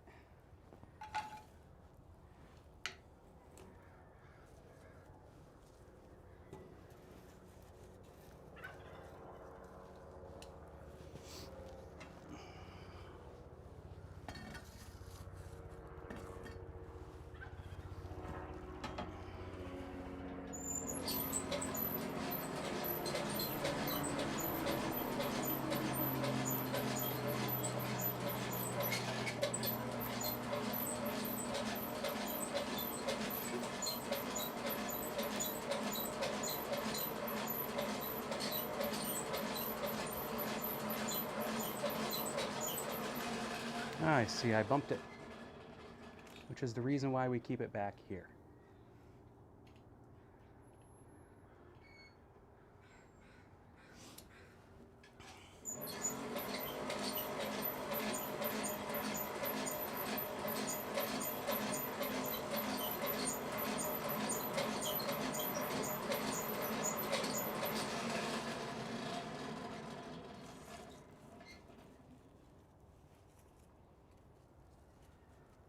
There. Get the leaf. All right, good. This time it's actually where I want it to be.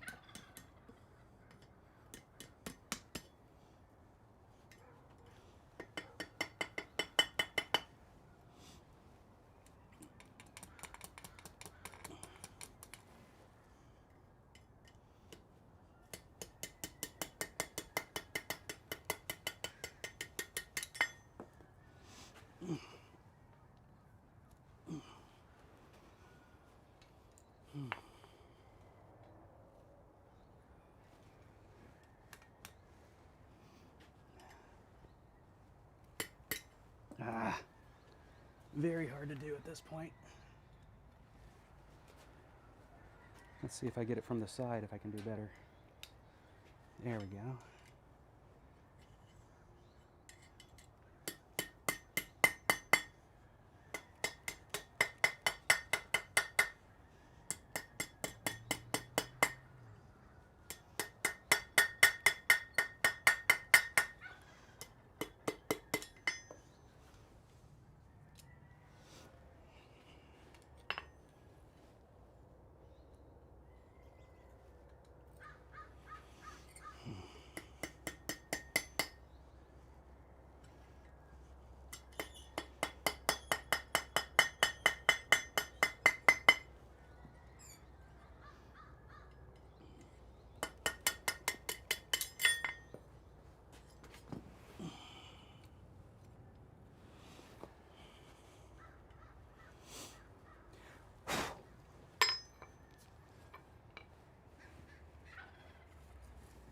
So it looks like today, the only thing I'll be working on is a leaf keyring, which is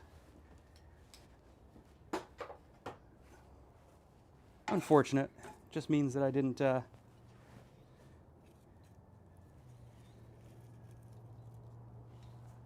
quite have things all put together in my head as the way things need to get done.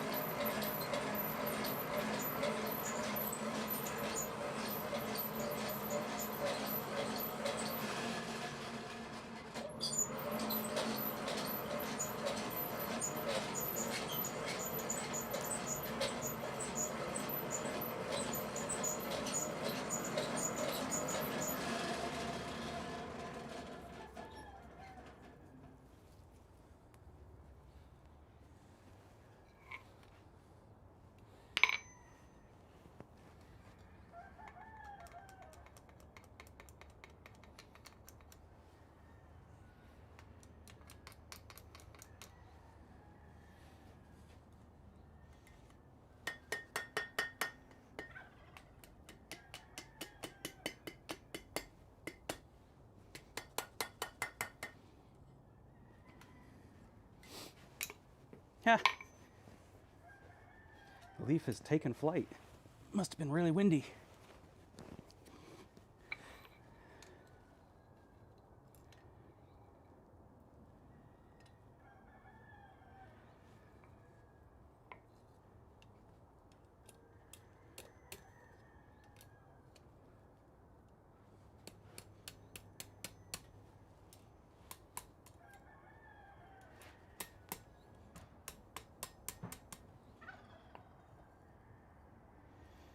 All right, that is something I feel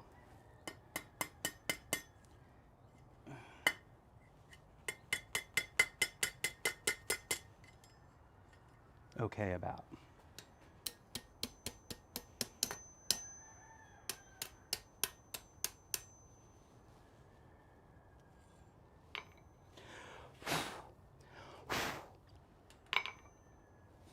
Give it a nice wire brush. See it fly out of my hand a couple more times while I do that.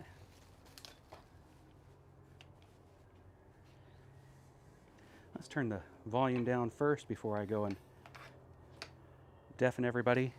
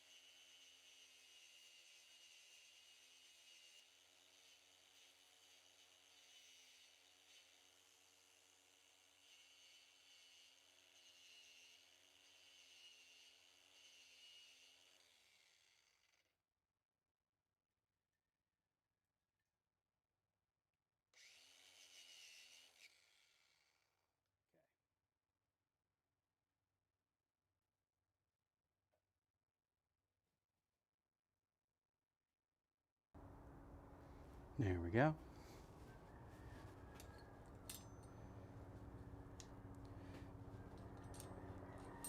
That's something I can actually be happy with. I think I'll do it one little extra treatment because I can. It'll take me a second here. Well, more than a second. Because it involves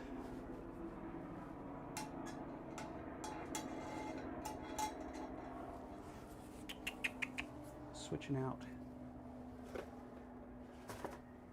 for a different brush. And where did I put that brush?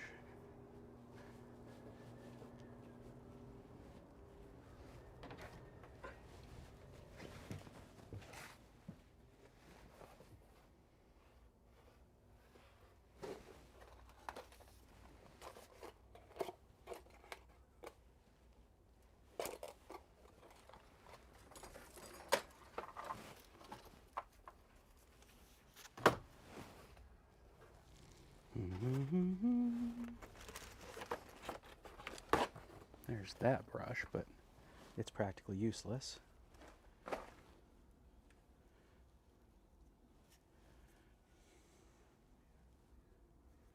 Yeah, well, we'll give it a try. It actually really does feel like it's brass bristles, not steel, so it should work. Just be a matter of getting the temperature right. Now, where did I put things? Right where I left them.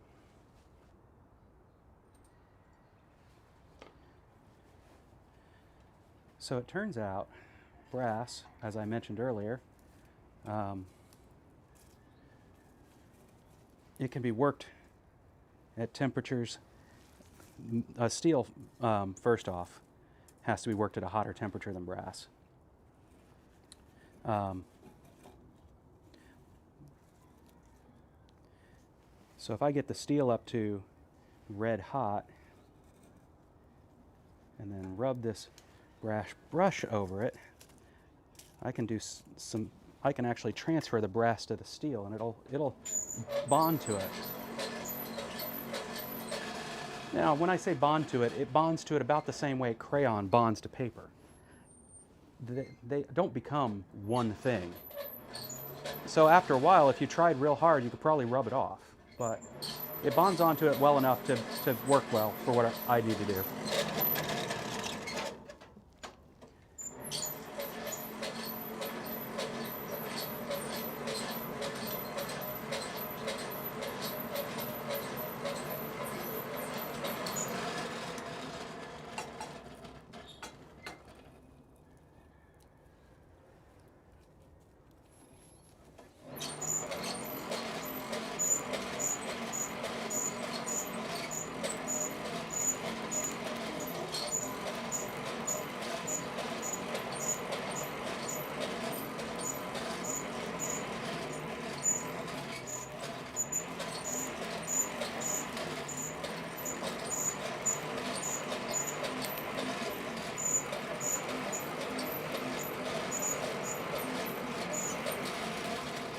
Okay.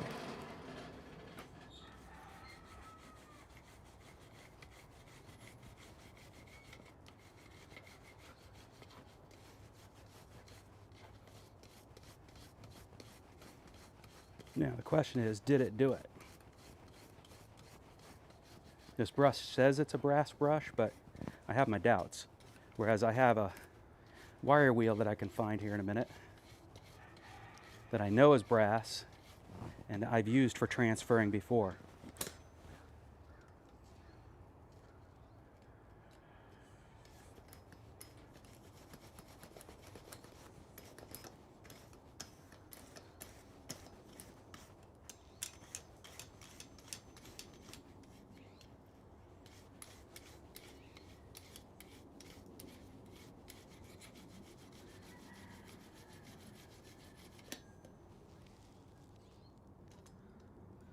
Actually, it is a brass brush.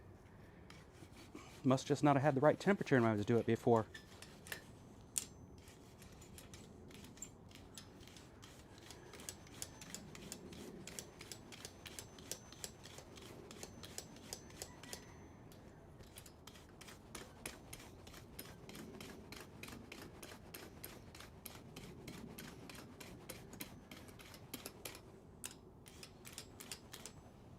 It actually worked really well. Definitely must not have had the right temperature before. All right. It'll make more sense as soon as I do one more quick wire wheel. I love you too, wife.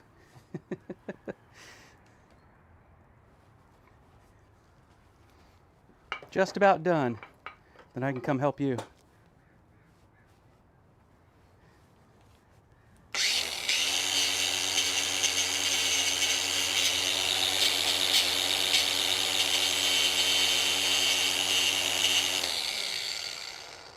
Oh, and of course I just took it off there. As a matter of fact, I think I will take it off on the bottom on purpose.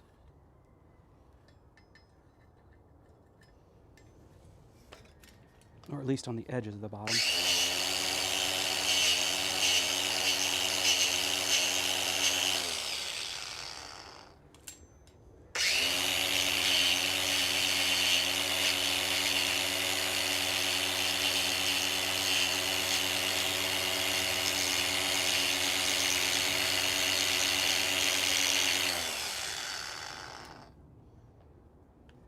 There we go. There we go. With the sun shining, let me get out of its light. You should be able to see that. Turn it in a way that it will actually stay where I want it.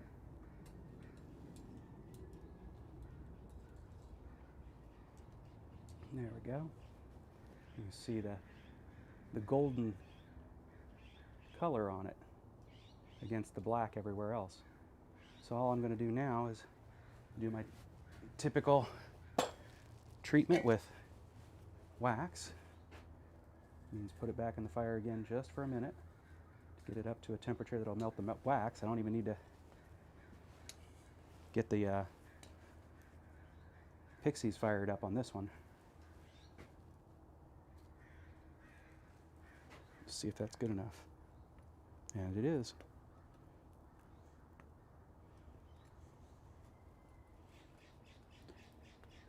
Get a good seal in there.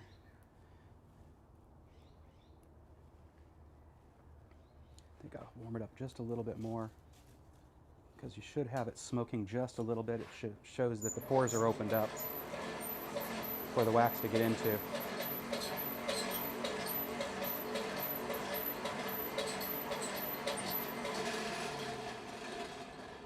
Same thing we do when we're curing a cast iron skillet, seasoning, if you will.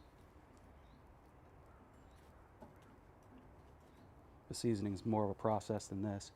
There we go. See all that smoke. Let's get to where the smoke isn't in my face.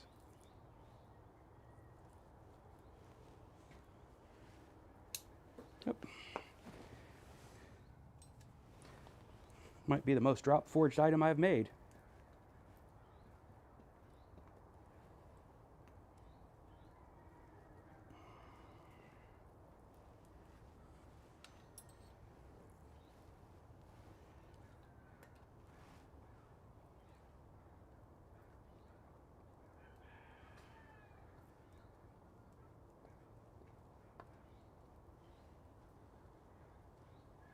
Okay. Now I'll go ahead and get my rag here.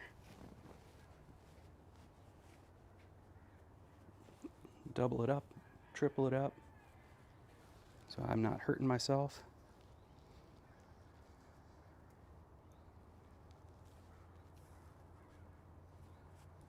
I know there's an audience out there for people hurting themselves, but this is not that channel.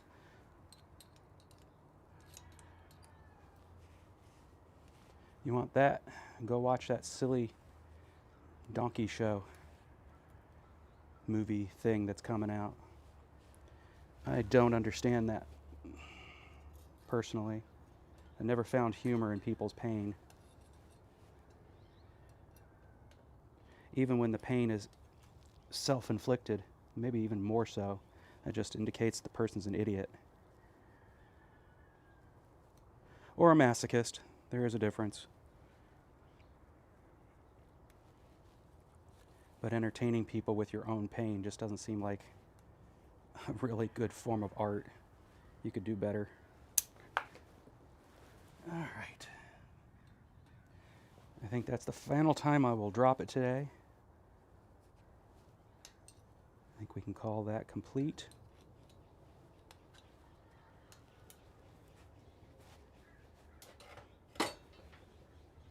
We can call this stream complete.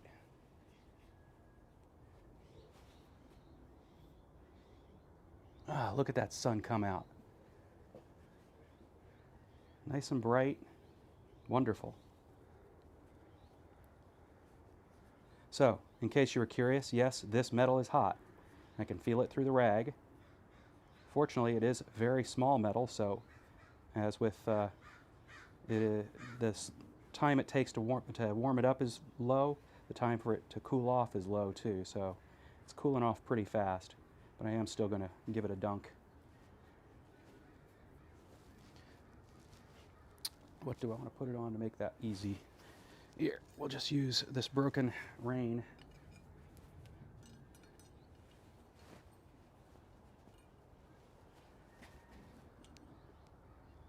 Yep, doesn't even cause it to steam.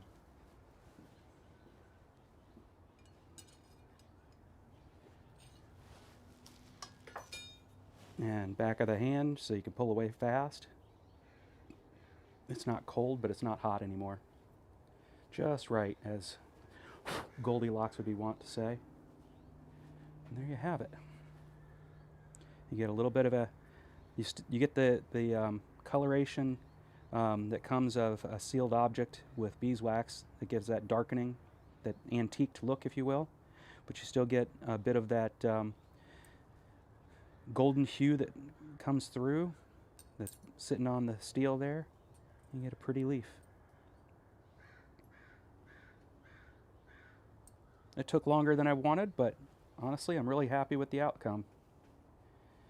So, with that, as John Switzer would say, make some time to get out to your shop, wear your safety glasses, and I'll say love and light.